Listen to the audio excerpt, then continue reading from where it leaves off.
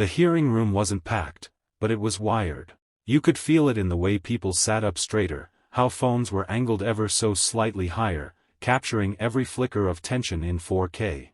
The Supreme Court Chief Justice, John Roberts, sat at the far end of the panel, robes clean, posture perfect, his expression unreadable in that deliberate, judicial kind of way. He wasn't supposed to be here. Not for something like this. But here he was. And across from him, Representative Jasmine Crockett. Calm, controlled, but sharp, like a blade just unsheathed. She didn't come to perform. She came because she knew exactly what was at stake. What brought them face to face. A procedural clash that had blown up into a political firestorm. Congress had subpoenaed records tied to judicial ethics, donations, and conflicts of interest. Roberts had refused to comply, citing judicial independence. Then Jasmine called it what it was, accountability avoidance wrapped in robes. Her exact words. And that's when everything exploded. Now, this hearing was the fallout. It wasn't supposed to be televised. But someone had leaked the schedule. And within hours, the networks were scrambling. The Chiron read, Live, Crockett versus Roberts. No decorum. Just drama. The first few minutes were ice. Procedural language, feigned civility, gavel taps. Then came the flashpoint. Roberts leaned forward. Representative Crockett, we respect the separation of powers. But I find your language, publicly accusing the court of operating like a legal cartel, to be, frankly, contemptuous. I'd ask that you retract it for the record. Jasmine didn't flinch. She shifted her papers, looked him dead in the eye, and said, with all due respect, Chief Justice, contempt is what the American people feel when they watch billionaires bankroll decisions that reshape their lives. I'm not retracting a truth just because it's uncomfortable. The room held its breath. Roberts exhaled sharply through his nose and turned to the chairwoman. Madam Chair, I move to formally fine Representative Crockett for a breach of decorum. Gasps rippled like thunder. A sitting member of Congress, fined, live, for calling out a justice. The chairwoman hesitated. Motion noted, and under Rule 17, temporarily upheld. The gavel came down. Fine issued. Camera zoomed in. Jasmine blinked once. Took a breath. Then spoke. Make no mistake. I'll pay that fine. But the cost of silence is much higher. And I refuse to subsidize injustice with my dignity. People didn't clap, they didn't have to. Because in that moment, Roberts had won the rulebook battle. But Jasmine had just declared war on the game itself. The room had settled into a tight, performative calm. Cameras buzzed quietly in the background, stenographers barely blinking. Chief Justice John Roberts adjusted his robe with the kind of slow, deliberate motion reserved for those who knew they held centuries of tradition in their sleeves. But across from him, Congresswoman Jasmine Crockett sat unmoved, back straight, eyes locked, not in awe, but in full awareness of exactly what she was about to do. Moments earlier, Roberts had made the motion. A formal censure. A procedural fine against Crockett for disruptive language unbecoming of a member of Congress. No specific rule cited. No formal hearing. Just silence, then punishment. It was political theater, thinly veiled as decorum. Crockett didn't flinch. She leaned forward, mic already hot. If we're fining truth, she said coolly, let's invoice the entire bench. The word slid across the room like a scalpel. There were no gasps, just a flicker of confusion from the gallery, as if people weren't sure they'd heard her right. But she had meant every syllable. Not as defiance. As documentation. Roberts blinked once. Slow. Cautious. You were warned, he said. And I listened, she replied. But I wasn't sent here to sit pretty. I was elected to speak, for people who can't afford silence. A few aides exchanged glances.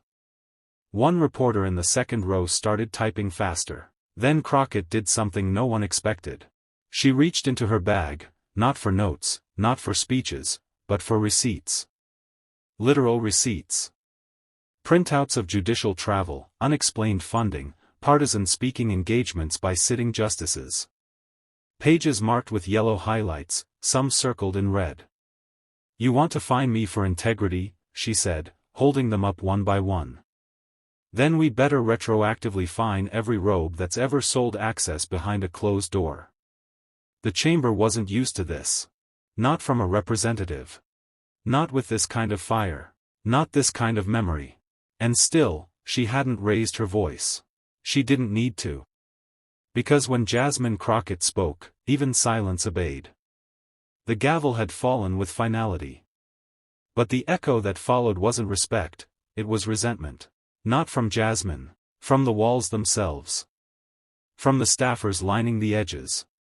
From the interns who'd grown up watching democracy in classrooms and were now watching it buckle under tradition in real time. Roberts cleared his throat. "Let's return to the agenda." But there was no returning. Not really. Jasmine Crockett turned a page in her binder, her movements quiet but defiant. She wasn't there to spiral, she was there to slice. "I want the record to reflect," she said calmly, "that this chamber just prioritized etiquette over ethics." Roberts tilted his head. "You're accusing the court of wrongdoing?" "No," Jasmine said, leaning forward. "I'm stating that unchecked power is wrongdoing." The room cracked, not audibly, but visibly. Eyes widened. Fingers hovered over keyboards. This wasn't a soundbite moment. It was a tectonic shift. Jasmine wasn't just challenging a ruling. She was challenging ritual. The Chief Justice tried to pivot. "We are not politicians." "You're right," she replied, "because even politicians get audited." A low exhale swept across the rows behind her. Then, Jasmine dropped her final note, not a quote, not a monologue. Just a date. October 4th, Justice Keller spoke at a closed-door fundraiser hosted by a lobbying firm with pending cases. "I have the guest list. I have the recording. And I have the courage to say it out loud." Roberts went still. She wasn't bluffing. That's when the silence finally felt dangerous. Because it wasn't hesitation, it was calculation. The court had heard too much. And Jasmine Crockett? She was just getting started. She closed her folder, and smiled, not because she'd won, but because he had underestimated her. Chief Justice Roberts leaned forward, attempting to regain control. "Representative Crockett, this forum was not intended for accusations." Jasmine didn't blink. And yet it was perfectly fine for penalties. He flinched, not visibly, but rhetorically. The power dynamic had shifted, and everyone in the chamber knew it. This wasn't a courtroom anymore. It was a mirror. And Jasmine was holding it up to the highest bench in the land. "I didn't come here to accuse," she said, voice level. "I came here because people like Ms. Gloria in Baton Rouge still have mold in her Section 8 apartment 3 years after filing a complaint. I came because a vet named Martin in Kentucky got evicted waiting for a ruling you delayed." Roberts glanced at a clerk. A silent signal. But Crockett caught it. "I suggest you don't," she said without turning her head. "Because if you attempt to recess now, I will read the entire transcript of your July 2022 closed hearing into the record." Gasps. Even one of the aides dropped their tablet. This wasn't theater. This was exposure. Robert's knuckles whitened. Crockett stepped forward, not physically, but with presence. "This court has demanded civility from the oppressed while tolerating silence from the powerful. You lecture on decorum, but stay mute when the law is bent by influence." The Chief Justice opened his mouth. She didn't let him speak. "You can fine me. You can cut my mic. But you will not cut the truth from this room. Not today." And just like that, every camera pivoted. Every eye locked on her. In that moment, Jasmine Crockett wasn't just the woman they fined. She was the woman they feared. The gavel cracked once more. Roberts tried to regain control, but the silence in the room wasn't out of respect, it was tension. Live feeds were ticking up by the second. Reporters whispered to each other without typing. Nobody wanted to miss what was coming next. Roberts cleared his throat. Representative Crockett, this is not a venue for dramatic speeches. Jasmine leaned forward. Neither was the Supreme Court meant to be a stage for selective silence. His eyes narrowed. She continued. When a court chooses to speak with rulings that undercut voting rights but refuses to address ethical conflicts, it's not just dereliction. It's complicity. Someone in the back stifled a gasp. Another scribbled furiously into a notebook. I'm here because my constituents don't get invited into marble chambers, she said. They don't get clerks, they get eviction notices. And when your court gets protections for them, you don't just fail the Constitution. You fail them. Justice Roberts tried again. The court speaks through its decisions. And through its silence, Jasmine cut in. You've ruled on corporations. On gerrymandering. On immunity. But you haven't said a word about Thomas's undisclosed gifts or Alito's luxury trips. Why is it that this court demands transparency from citizens, but not from itself? The room froze. A stillness that felt like impact. Jasmine didn't let the weight drop. You fined me. But let's be clear, I wasn't disruptive. I was uncomfortable. And that's the point, Mr. Chief Justice. Because power should be uncomfortable when it forgets the people it's sworn to serve. She paused, only for a second. I am not afraid of this fine. I am afraid of silence. Silence is what lets injustice settle into law. So fine me again if you must. But I promise you, every dollar of that fine will echo louder than your gavel. And for the first time, John Roberts didn't reach for his gavel. He reached for his water. By the time the hearing recessed for lunch, the phrase, Crockett fined for speaking truth, had already trended in 4 states. MSNBC broke in mid-segment. Fox called it an outburst. But the clip told a different story, one of poise, pressure, and a woman who stared down the most powerful court in the country and didn't blink. Inside the hallway, staffers murmured. Some offered her water. One slipped her a note that simply read, "You didn't just speak. You spoke for us." Jasmine read it once and tucked it in her blazer. Across the rotunda, Roberts sat in a private chamber, surrounded by aides. One read headlines aloud. Another listed names of donors calling in, not all supportive. Roberts remained quiet. Then said, she knew the dates. The files. She wasn't grandstanding. His clerk hesitated. Do you want to issue a clarification? No, Roberts said. I want to know what else she's holding. Meanwhile, in the cafeteria, Jasmine sat alone. Not because no one would join her, but because she needed space to breathe. Her phone buzzed. Texts from fellow Congress members. Civil rights attorneys. Even a retired judge from Michigan who wrote, "What you did today reminded me why I wore the robe honestly."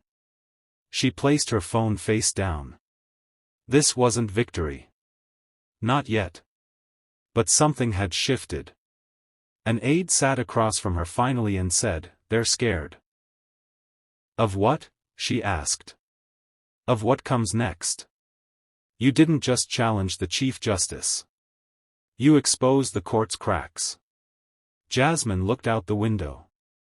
I didn't come here to break the court, she said. I came to remind them, people are watching. And this time, they weren't just watching. They were listening. The next morning, Jasmine walked into her district office in Dallas. The mood was electric, but not celebratory, focused.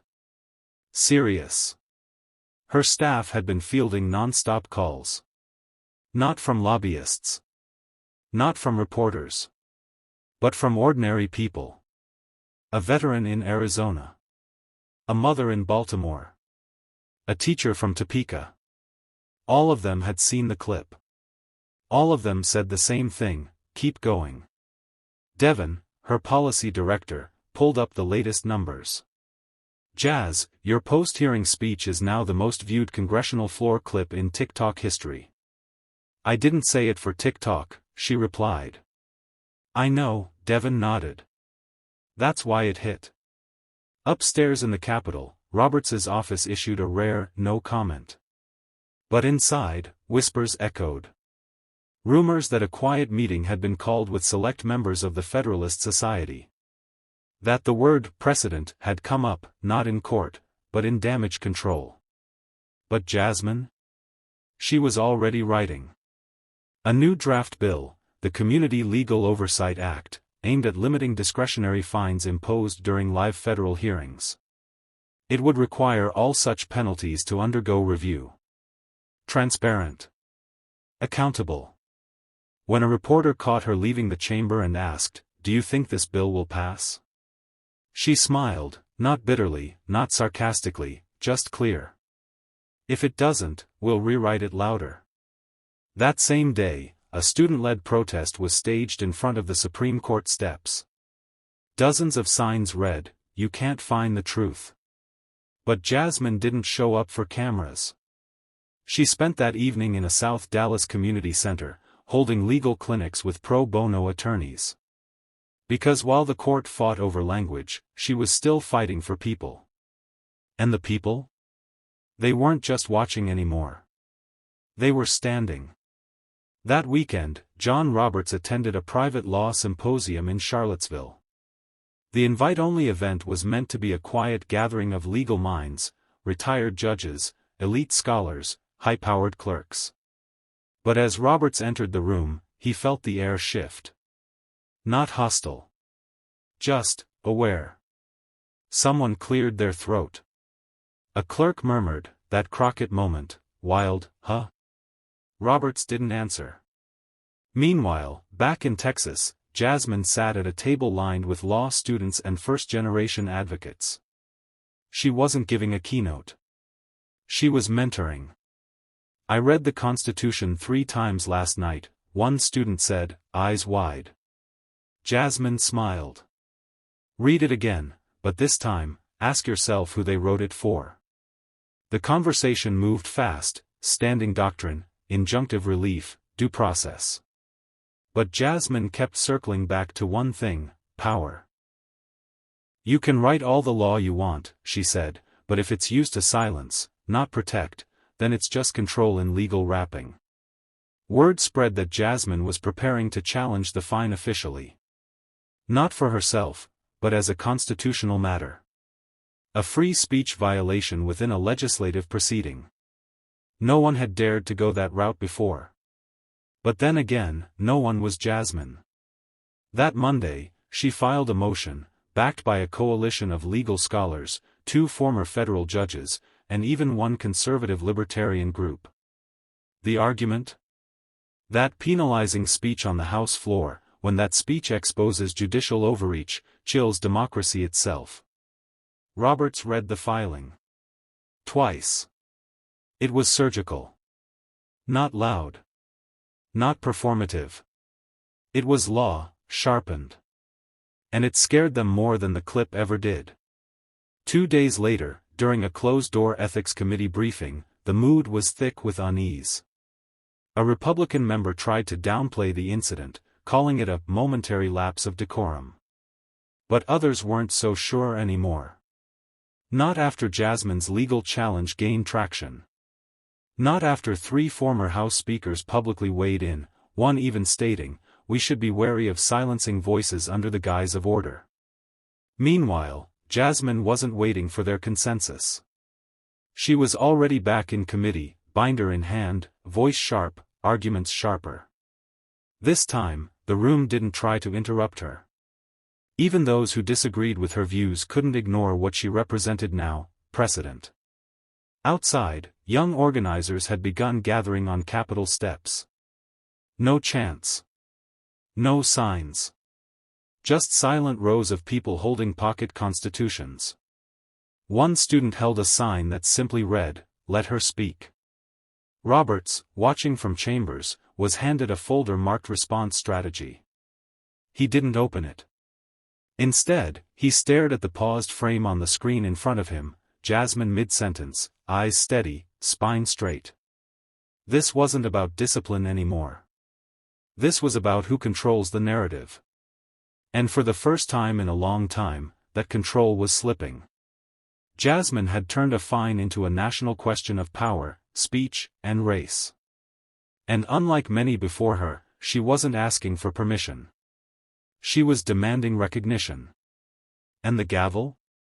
It didn't scare her. It reminded her who needed silencing, and why she never would be. A week passed. The fine was still on record. Roberts never rescinded it.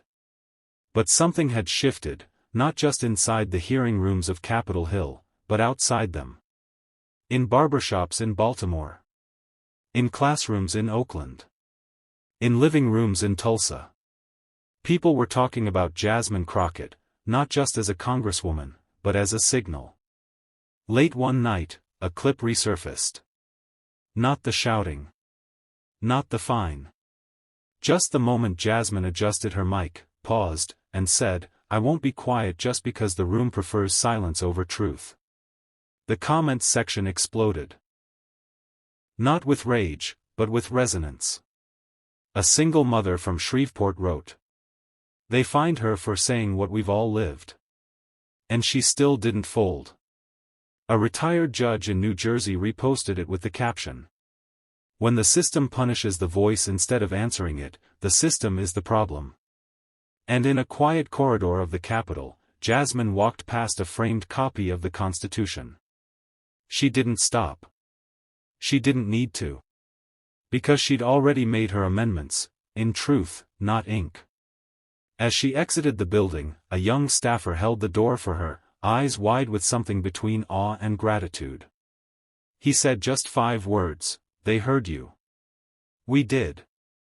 Jasmine smiled, not with pride, but with purpose. Because she knew. A gavel can silence a chamber. But it can't silence a country. What you just witnessed wasn't just a clash between Jasmine Crockett and Chief Justice John Roberts. It was a clash between comfort and truth. Between a system built to preserve power, and a woman who refuses to be silenced by it. Jasmine didn't raise her voice. She didn't walk out. She stayed seated. She spoke facts. And in doing so, she reminded every person watching, whether they live in South Dallas or a small town in Ohio, that the mic belongs to those brave enough to hold it with honesty. They fined her to make an example. Instead, she became a movement. So the next time they try to drown out a voice like Jasmine's, remember. Truth doesn't need permission to echo.